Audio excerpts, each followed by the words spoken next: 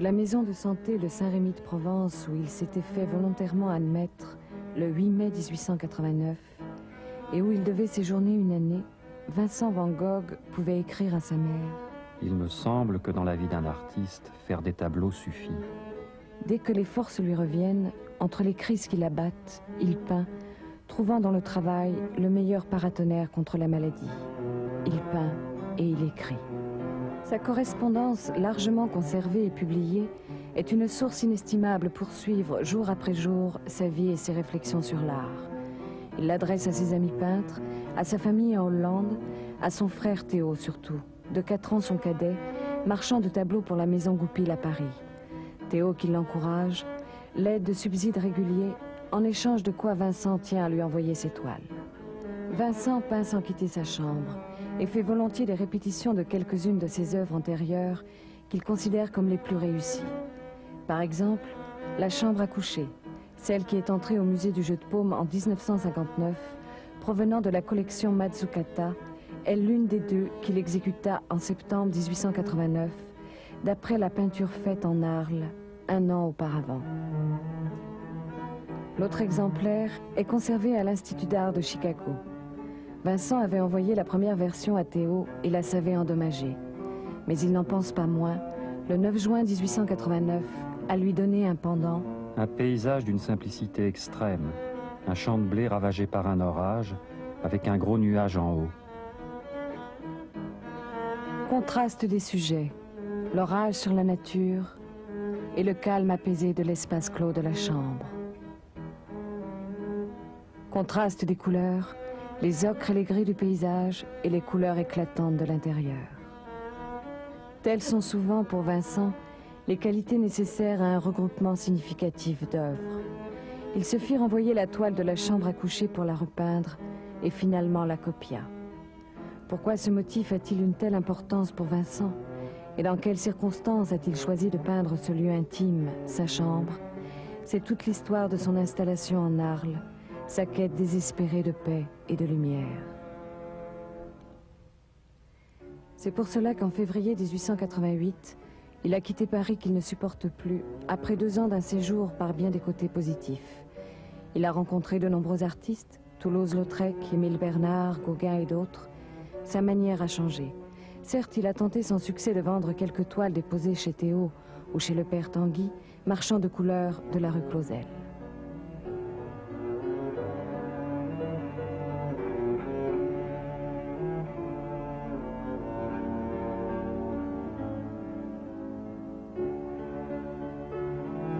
Sa passion pour l'art japonais s'est confirmée, et il a même organisé un accrochage de ses œuvres et d'estampes japonaises au café Le Tambourin.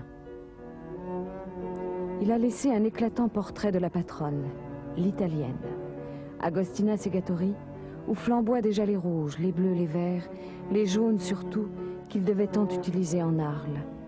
Il espère retrouver sous le soleil de Provence les tonalités franches, l'univers sans ombre des maîtres de l'ukiyo-e. Pour lui, le Midi, c'est le Japon. En Arles, d'abord logé au restaurant Carrel, qui se révèle vite trop cher, il loue aux époux Ginoux, au début de mai 1888, un logis de 4 pièces, 2 rue Lamartine, dans une maison qui a disparu au cours de la dernière guerre. C'est la Maison Jaune. Ravi d'avoir trouvé le petit atelier, il s'inquiète de le rendre habitable. Il lui faudra faire les quelques achats nécessaires. Il justifie ses dépenses à Théo, l'éternel pourvoyeur de fonds. Le 10 mai, j'ai acheté 2 chaises et une table. Cela fait que j'ai encore justement 15 francs.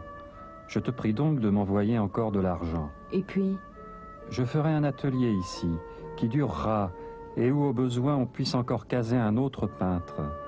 Ainsi pourra prendre forme son rêve d'un atelier du Midi, sorte de contrepoint à Pont-Aven, où justement Gauguin est aux prises avec de grandes difficultés matérielles. Son nom s'impose bientôt à lui, quand il apprend que Gauguin demande aussi de l'aide à Théo.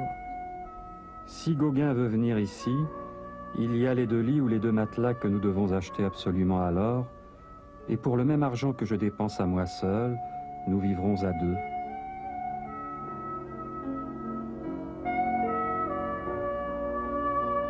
Il demande 300 francs à Théo. J'ai acheté un lit en noyer et un autre en bois blanc, qui sera le mien, et que je peindrai plus tard. Ensuite, j'ai garni un des lits et j'ai pris 2 paillassons. J'ai pris des lits de pays, de larges lits à 2 places, au lieu de lits en fer. Cela donne un aspect de solidité, de durée, de calme. J'ai tellement l'amour de faire une maison d'artiste, mais une de pratique, et non pas l'atelier ordinaire plein de bibelots.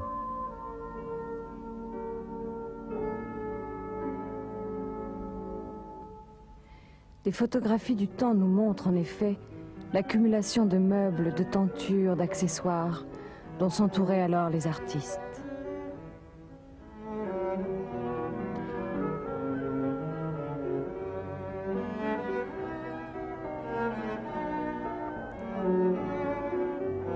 Le dépouillement volontaire de la chambre de Vincent n'est d'ailleurs pas sans rappeler sa fascination pour les intérieurs japonais, tels que les décrit Pierre Loti dans Madame Chrysanthème.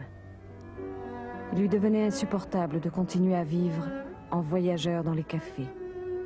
Il peut enfin, le 18 septembre, dormir chez lui, le jour ou la nuit. En effet, à ce moment, la nuit l'obsède. La nuit étoilée au bord du Rhône.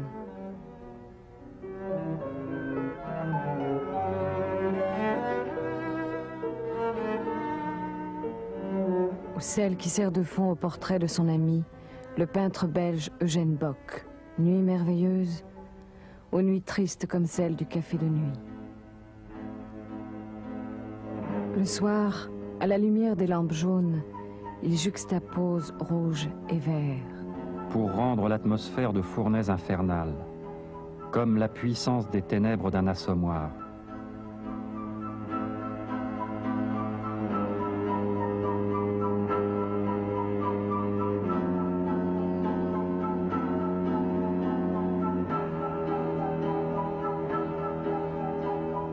Il veut cesser d'être embarqué lui-même dans une vie terrible de misère et d'alcool, comme l'a décrit Zola.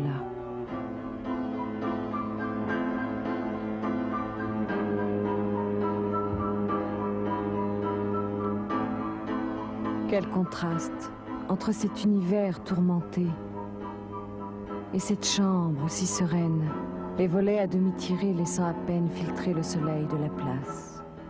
Il en parle dans une lettre à Théo. La vue du tableau doit reposer la tête, ou plutôt l'imagination. Les ombres et ombres portées sont supprimées, c'est coloré à teintes plates et franches comme les crépons. Il en parle aussi dans une lettre à l'ami Gauguin. Eh bien, cela m'a énormément amusé de faire cet intérieur sans rien, d'une simplicité à la Seurat. À teintes plates mais grossièrement brossées, en pleine pâte, les murs lilas pâles, le sol d'un rouge rompu et fané, les chaises et le lit jaune de chrome, les oreillers et le drap citron vert très pâle, la couverture rouge sang, la table à toilette orangée, la cuvette bleue, la fenêtre verte. J'aurais voulu exprimer un repos absolu par tous ces tons très divers, vous voyez, et où il n'y a de blanc que la petite note que donne le miroir à cadre noir. Où ferait encore la 4e paire de complémentaires là-dedans? Gauguin arrive le 20 octobre.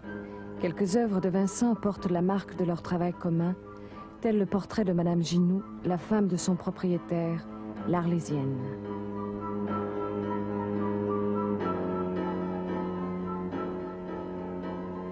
Ou bien la salle de danse aux Folies Arlésiennes, où seul échappe au traitement cloisonniste préconisé à Pont-Aven par Émile Bernard, le visage de son amie, Madame Roulin, la femme du facteur.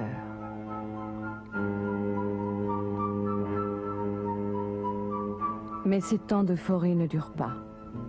Des disputes, de graves désaccords séparent les deux artistes.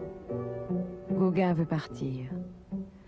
Le dimanche 23 décembre, à 11h30 du soir, après avoir remis son oreille coupée à Rachel, pensionnaire d'une maison de tolérance, Van Gogh était rentré seul chez lui. Le lendemain matin, La police alertée s'est rendue chez cet individu qu'elle a trouvé couché dans son lit, ne donnant presque plus signe de vie. Ce malheureux a été admis d'urgence à l'hospice, comme l'indique le journal local, le Forum républicain. Gauguin est parti. Van Gogh calmé quitte l'hôpital le 7 janvier. Restant seul à bord de ma petite maison jaune, comme d'ailleurs c'était peut-être mon devoir d'y rester le dernier, je ne suis pas sans être un peu emmerdé du départ des amis. Écrit-il à Gauguin en janvier 1889. Il multiplie les autoportraits, se servant de ce miroir qu'il avait acheté. Assez bon pour travailler d'après moi-même à défaut de modèle.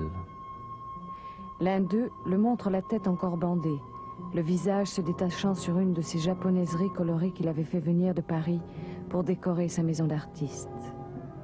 Il représente aussi sa chaise de paille sur le sol rouge de la chambre aux carreaux soigneusement délimités. Cela permet de mesurer la déformation expressive utilisée dans la chambre à coucher, déformation voulue comme l'effet de perspective plongeant. Ma chaise vide à moi, une chaise de bois blanc avec une pipe et un cornet à tabac. Image symbolique de la solitude, de l'échec de son rêve d'un atelier du Midi.